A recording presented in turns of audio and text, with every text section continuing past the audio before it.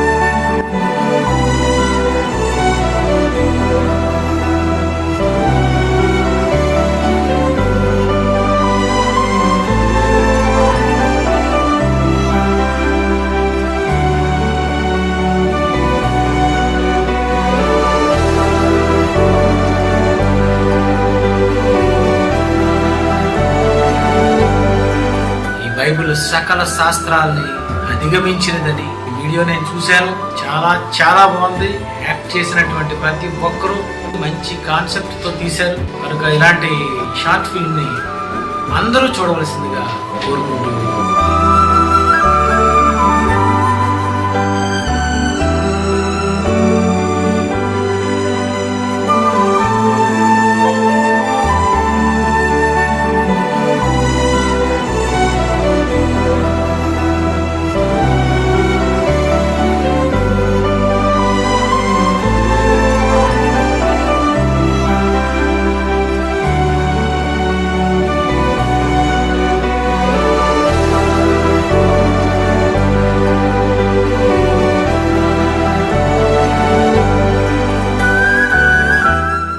College of Bible technology Miyapur ఒక నూతన హిందీ పాట మరి చేయటం జరిగింది. చాలా బాగుంది నాన్న. మియాపూర్లో ఉన్నటువంటి మరి వాళ్ళని అప్రిషియేట్ చేస్తున్నాను మరి చేసినందుకు. హైదరాబాద్ మియాపూర్ వారు జాన్సన్ గారి పాటకు హిందీ తర్జుమా చేసి పాడించి ఆ పాటను మనకు పంపారు. మియాపూర్ పిల్లలకు నా ధన్యవాదాలు చెల్లిస్తున్నాను.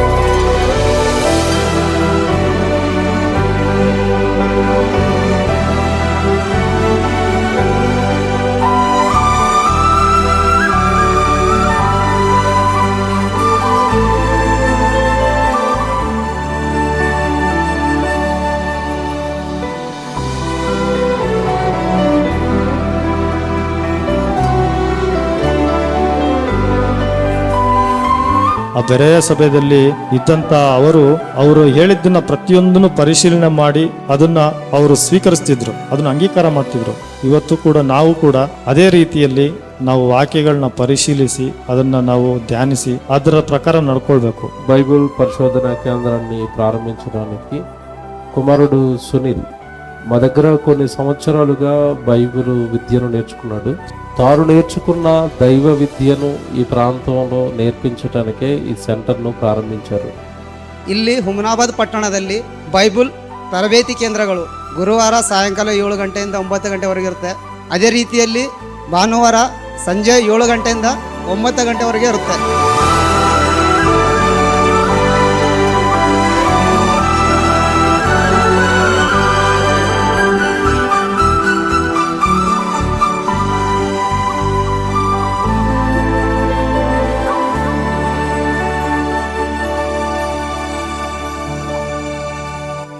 దుష్టులు మరణమునందుట చేత నాకేమాత్రమైన సంతోషము కలుగునా? ఈ మాట ప్రపంచంలో ఎవరికైనా అర్థమైందండి? ఏంటి లోకం, నా పిల్లలు ఏంటి పరిస్థితి? ఏ రోజైనా ఈ వార్తలు చూస్తున్న మీరు కన్నీటి చుక్క మీ కన్య తండ్రి కోసం కార్చారా?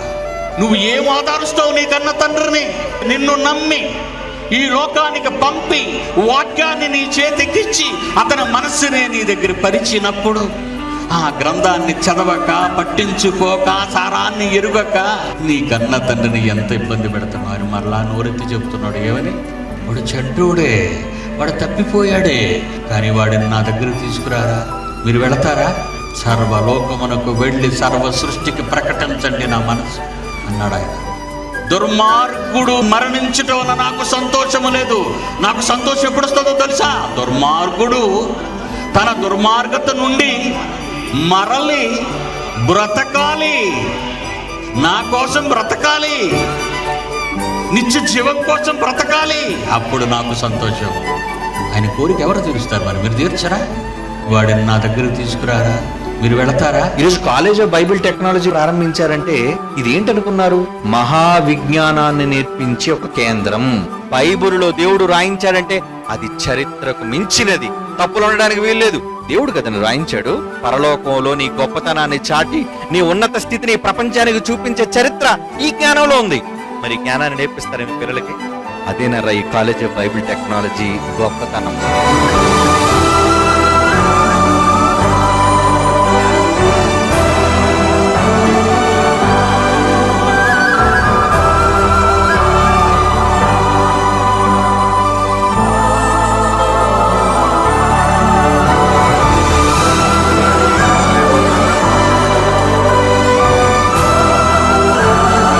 హేతువాదిని, నాస్తికుణ్ణి, దేవుడు లేడన్న వాడిని నమ్మించే బోధలు చేసింది నా యేసు.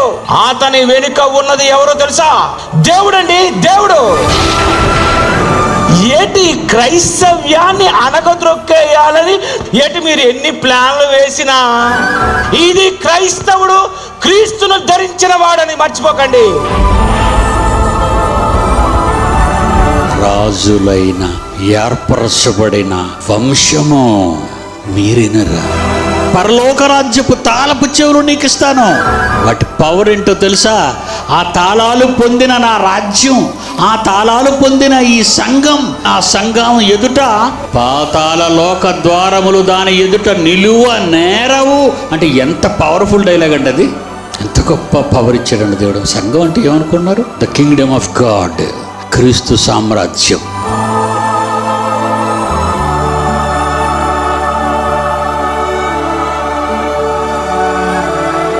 నా రాజ్యము ఈ లోక సంబంధమైనది కాదు, ఇహ సంబంధమైనది కాదు.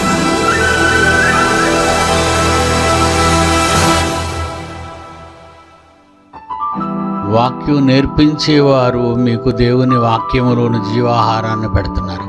అలా జీవాహారం పుచ్చుకుంటున్న వింటున్న పిల్లలు, అది సంఘము కావచ్చు, కళాశాల కావచ్చు, రీసెర్చ్ సెంటర్ కావచ్చు, వాళ్ళు దైవజనుడు, దేవుని సేవకుడు, మీ ప్రిన్సిపాల్, మీ కాపరి, మీ కోఆర్డినేటర్ బ్రతకటానికి మీరు ఏమైనా ఇస్తున్నారా? గత 3-4 వారాల్లో జరిగినటువంటి ఈ ప్రకంపన ప్రసంగాలు మనుషుల్లో, నా పిల్లలు ఎస్పెషల్లీ మై చిల్డ్రన్, నేను చెప్పిన ప్రతి మాట బైబిల్లో వ్రాయబడిన దేవుని నిజమైన మాటని నమ్మటం, స్పందించి ఒక అద్భుతమైన నిర్ణయాన్ని తీసుకున్నారు. వాళ్ళని వాక్యంతో నడిపిస్తున్న దైవజనులకు నెలకు సరిపోయే ఆహారాన్ని అందించటం విశేషం. Really appreciate my children. దేవుని పిల్లలారా, మిమ్మల్ని గురించి గర్వపడుతున్నాను నేను. College of Bible technology Hyderabad మియాపూర్లో ఉన్నటువంటి ప్రిన్సిపాల్ గారికి సమస్తం అతనికి నెలకు సరిపోయే రేషన్ వాళ్ళు సంఘాన్ని కాస్తున్నటువంటి ఆయనకు వాడు సహాయం అందించారు. నిజంగా అండి, my sweet children, CBT Hyderabad Miyapur వారిని ప్రత్యేకంగా అభినందిస్తున్నాను.